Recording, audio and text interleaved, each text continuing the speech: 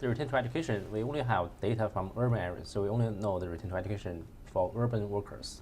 So for urban workers from the late 80s until now, so in the past about 25 years or 30 years, the return to education has increased from almost nothing to pretty high. For example, return to college education, compared those college students to high school students without a college degree, their wage gap started from only 10% in the late 80s. Now it's over 60%. So there's a big increase in the gap in terms of education. So that's one of the sources of increasing inequality in China, for sure. The increase was very big, from the late 80s until early 2000. Starting from early 2000, the speed of increase has slowed down.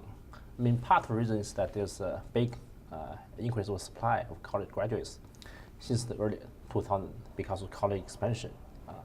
But if you separate the young workers compared to the older workers, for older workers, the speed increase, although slowed down, still very high. Still increasing. But for young graduates, it's kind of become lower compared to the peak in the early 2000s.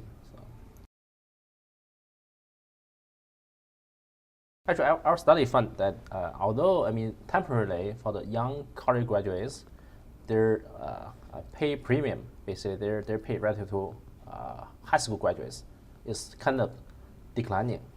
But when they have a few years of experience in the labor market, their salary will increase much faster than those without a college degree.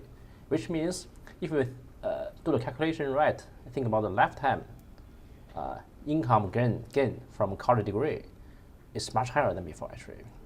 So it still pays from both the policy point of view and from individual point of view for kids to go to college. Yeah, for lifetime return, it's much higher.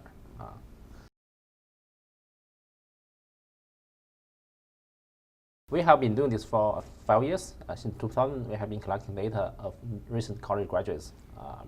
It's a random sample of 100 colleges.